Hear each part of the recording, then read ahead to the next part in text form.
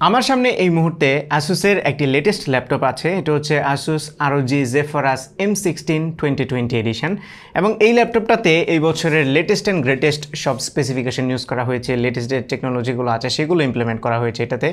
এই ল্যাপটপটা গত কয়েকদিন আমার হাতে আছে, যদিও এটাকে বিশদভাবে টেস্ট করার সুযোগ আমি পাইনি। সো আমার ফার্স্ট ইমপ্রেশন এবং জাস্ট ইনিশিয়াল যে এই পারফরমেন্স টেস্টটা আমি করেছি সেইটার কিছু রেজাল্ট আপনাদের সাথে শেয়ার করার চেষ্টা করব। শুরুতেই আমরা এই ল্যাপটপের বক্সে কী কী আছে সেটা দেখি। এই ল্যাপটপটা তো পাচ্ছেনই, পাশাপাশি একটা গেমিং মাউস পাবেন, যে মাউসটা খুবই গুড লুকিং একটা মাউস, খুবই সুন্দর এবং এই মাউসটা ইউজ করতে খুবই কমফোর্টেবল লাগে। এটাতে বেশ কয়েকটা ইন্টারেস্টিং ফিচার আছে। প্রথমত এটাতে বেশ কিছু RGB লাইট আছে। ফর এক্সাম্পল ROG যে লোগোটা আছে এটাতে RGB লাইট আছে এবং যে স্ক্রোলিং বলটা আছে এই স্ক্রোলিং বলের মধ্যেও লাইট আছে, যেগুলো আবার সফটওয়্যারের মাধ্যমে কাস্টমাইজ করা যায়। ইন্টারেস্টিংলি এই মাউসের যে থাম্ব কন্ট্রোলটা আছে সেটা একটা জয়স্টিক। এই জয়স্টিকটা দিয়ে মূলত কিবোর্ডের যে আপ ডাউন এবং লেফট রাইট অ্যারো আছে সেই অ্যারোটাকে মিমিক করা যাবে। সো আপনি চাইলে এই থাম্ব জয়স্টিকটা দিয়ে নেভিগেট করতে পারবেন। এছাড়াও ব্যাকওয়ার্ড এবং ফরওয়ার্ড বাটনের পাশাপাশি ডিপি কন্ট্রোল করার বাটনও আছে। মাউসটা আমার কাছে ওভারঅল পছন্দ হয়েছে। ওকে, এবার চলে এসে অ্যাকচুয়াল ল্যাপটপে। সো এই ল্যাপটপটার ওজন হচ্ছে 2 কেজি, বেশ ভালোই ওজন এটার, খুবই মোটা সোটা একটা গেমিং ল্যাপটপ। এবং এই ল্যাপটপের উপরের দিকে যে ডিজাইনটা আছে এখানে একটা ম্যাশ টাইপের ডিজাইন দেওয়া হয়েছে। সো এই ম্যাশ ডিজাইনটা আবার একটা অ্যাঙ্গেলে গেলে রেইনবো টাইপের একটা কালার ইফেক্ট দেয়, যেটা দেখতে সুন্দর লাগে। ব্ল্যাক কালারের ল্যাপটপ, এদিকে রিপাবলিক অফ গেমার্সের যে স্টিকারটা সেটা দেওয়া আছে। এবং আমরা যদি ল্যাপটপের পেছনের সাইডটা দেখি তাহলে এখানে আমরা দেখতে পাচ্ছি বেশ মোটা হেভি কিছু ভেন্টিলেশন দেওয়া হয়েছে। আবার বাম পাশে ভেন্টিলেশন আছে, ডান পাশেও ভেন্টিলেশন আছে, শুধু সামনের দিকে ভেন্টিলেশন নাই। তার মানে 3 পাশ দিয়ে ভেন্টিলেশন আছে। আমরা যদি লিডটা একটু ওপেন করি তাহলে এখানে দেখতে পাচ্ছি সামনের দিকে কিবোর্ডটা আছে এবং 16 ইঞ্চির একটা ল্যাপটপ, এটা 16 ইঞ্চির ডিসপ্লেটা আছে।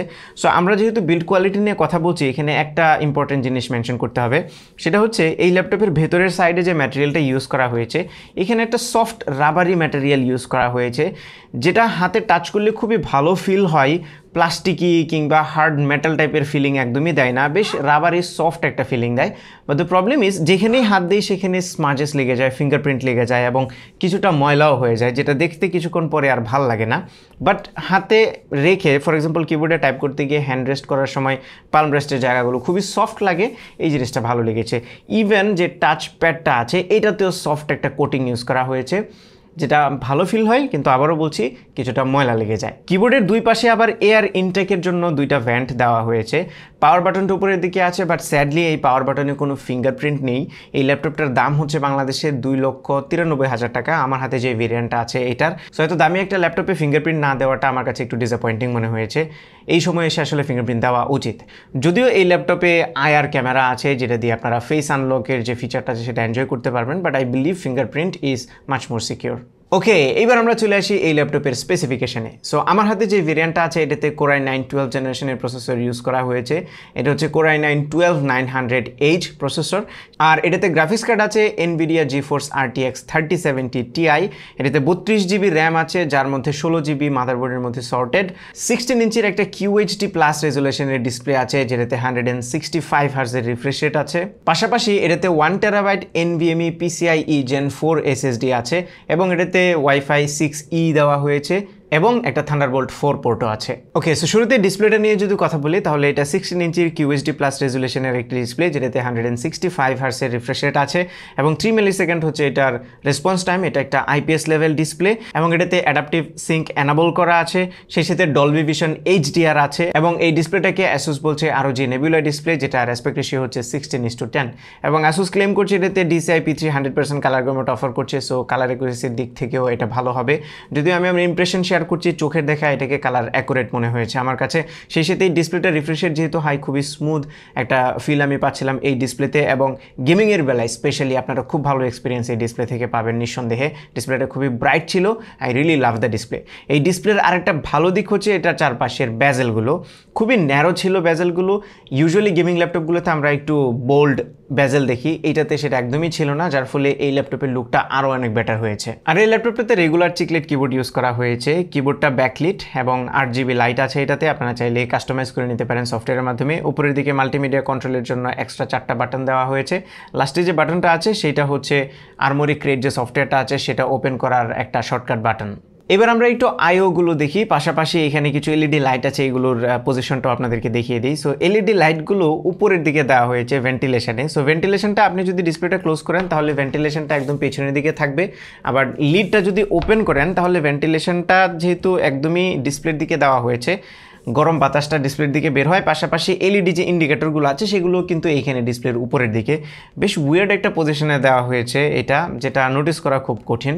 যাই হোক, আমরা আইওগুলোর দিকে যদি তাকাই তাহলে ডান পাশে প্রথমেই দেখতে পাচ্ছি এখানে ভেন্টিলেশনের পাশাপাশি একটা কার্ড রিডার আছে, which is good.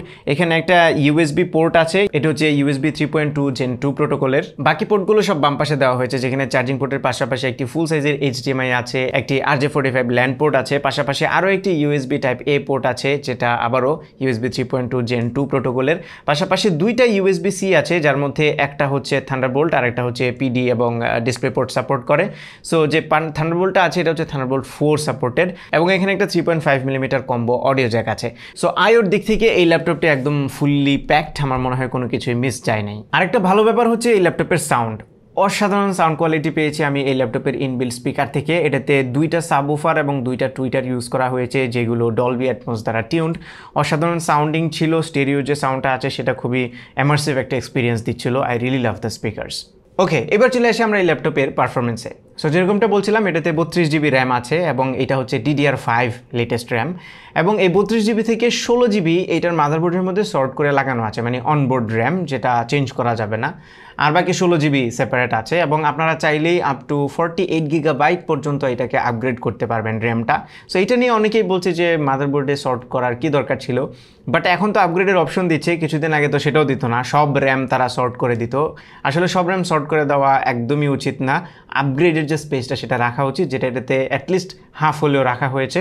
I believe এটা অনেককেই স্যাটিসফাই করবে, বাট স্টিল পুরোটাই আপগ্রেডেবল দিলে অনেক ভালো হতো। ওকে, সো এটার ইন্টেল i9 12900H প্রসেসর এবং NVIDIA GeForce RTX 3070 Ti GPU, পাশাপাশি এইটার যে বিল্ট ইন ফাস্ট SSD আছে, NVMe PCIe Gen 4 SSD, সব কিছু মিলে ল্যাপটপের পারফরমেন্সটা কিন্তু খুবই ভালো ছিল। স্পেশালি আপনি যে কোনো AAA টাইটেল এটাতে খুব স্মুথলি প্লে করতে পারবেন। আমি এটাতে Battlefield 5 রান করেছিলাম, আমি সেটিংটা একটু বলি। RTX অন ছিল, রেজলিউশন ছিল QHD+, এবং টার্বো মোড অন করে আমি এটা থেকে অ্যারাউন্ড 70 FPS পাচ্ছিলাম। আমি একটা গেমই রান করেছি, যদিও আমার হাতে সময় খুব কম ছিল। ASUS ল্যাপটপের পারফরমেন্স মোড কিন্তু কাস্টমাইজ করা যায়, এটাতে সাইলেন্ট মোড আছে, পারফরমেন্স মোড আছে, ব্যালেন্স মোড আছে এবং টার্বো মোড আছে। টার্বো মোড হচ্ছে হাইয়েস্ট পারফরমেন্স দেবে এবং সাইলেন্ট মোড দিলে লোয়েস্ট পারফরমেন্স দেবে। তবে টার্বো মোডে একটা প্রবলেম আমি ফেস করেছি, সেটা হচ্ছে মারাত্মক পরিমাণে শব্দ হয়, এটা যে ফ্যানগুলো আছে সেগুলো, এবং অনেক বেশি গরম হয়, স্পেশালি বডিটা।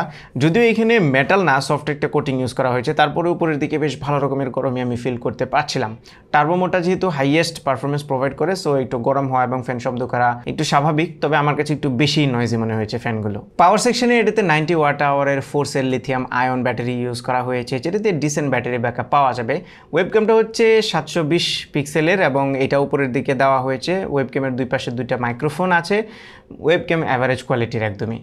সো এই ছিল ASUS ROG Zephyrus M16 এর একটা ইনিশিয়াল ওভারভিউ এবং আমার first impression. I really like the laptop.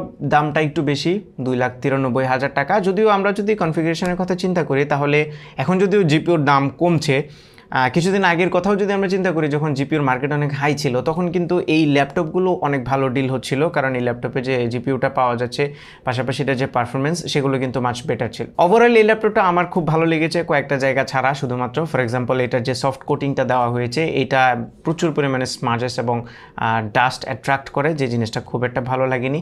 16 GB RAM short করে দেওয়া হয়েছে, এটা না দিলেও তারা পারতো, এবং এই ল্যাপটপে একটা ফিঙ্গারপ্রিন্ট যদি দিয়ে দিত তাহলে কিন্তু একদমই পারফেক্ট হতো।